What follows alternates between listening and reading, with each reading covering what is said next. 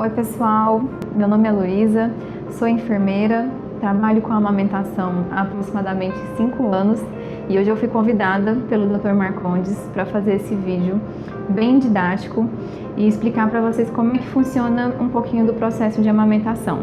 A gente vai começar falando um pouquinho sobre a anatomia da mama, anatomia e fisiologia, para a gente ter uma noção de como é que funciona a produção do leite. Na parte de trás da mama, a gente tem as costelas e o músculo peitoral, que dão a sustentação de todo o tecido. Em volta das glândulas mamárias, a gente tem o tecido gorduroso, que inclusive durante a gestação aumenta de volume em decorrência dos hormônios que a placenta produz. Bem ali no meio da mama, em algum lugar aqui vai aparecer a imagem para vocês, a gente tem o que a gente chama de lóbulos, que nada mais são do que as próprias glândulas que produzem o leite.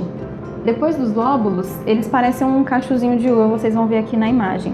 Depois do lóbulo, vem em seguida o ducto, que é um canalzinho bem fininho por onde o leite é transportado até a parte exterior da mama. Logo depois desse ducto, ali no rumo da areola, a gente tem uma parte mais dilatada desse ducto, que a gente chama de seio lactífero. É ali onde o bebê faz a expressão da mama, fazendo com que o leite seja ejetado.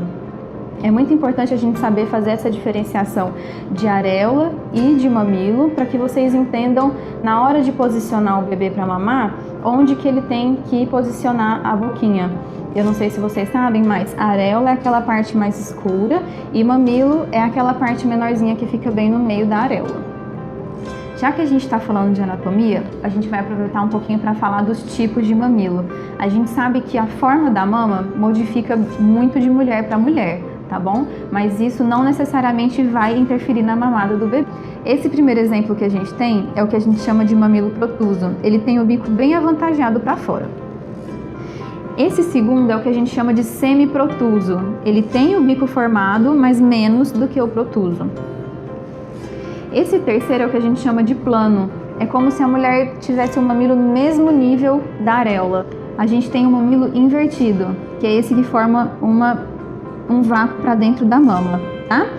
Essas mulheres que têm um mamilo plano ou invertido, geralmente têm um pouquinho mais de dificuldade para amamentar, mas não que seja impossível. A única diferença é que essa mulher que tem um mamilo plano ou invertido vai precisar de mais auxílio e muito apoio da família. O próximo tópico que a gente vai abordar são os hormônios. A gente tem 4 principais hormônios envolvidos na amamentação. Os 2 primeiros que a gente vai abordar são o estrógeno e a progesterona.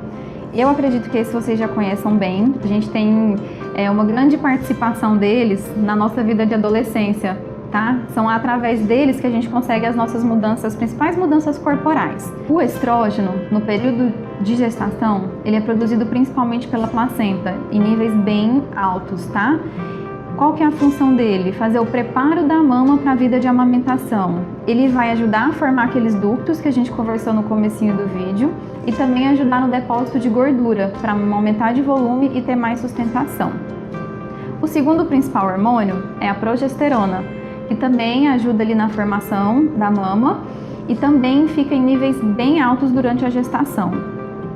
Ao mesmo tempo que esses hormônios ajudam a preparar a mama para a vida de amamentação, eles também inibem um pouco a produção de leite, porque na gestação ainda não é o período de você produzir um grande volume.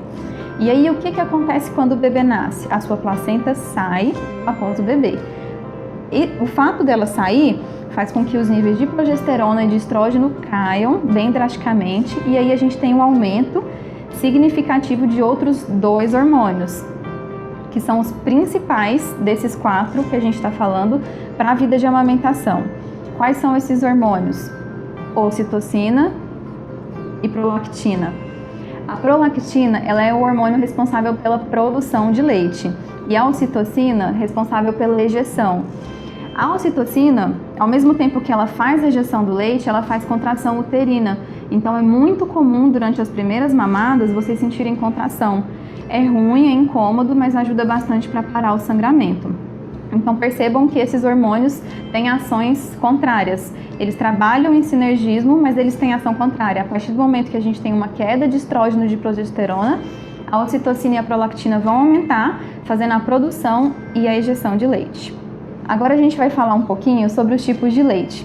e a gente sabe que o leite muda de composição conforme a idade do bebê. O primeiro leite que a mãe secreta, depois que o bebê nasce, a gente chama de colostro.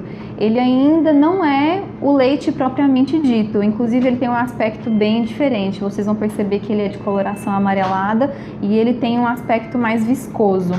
Esse leite, ele não tem um teor muito alto de gorduras. A composição principal dele são os anticorpos, porque o primeiro interesse do seu corpo não é fazer o seu bebê engordar, e sim proteger ele, já que ele estava no meio estéril, que é o seu útero, e veio para o meio externo. O colostro, ele dura do momento ali do nascimento do bebê até mais ou menos 3 ou 4 dias de nascido do bebê.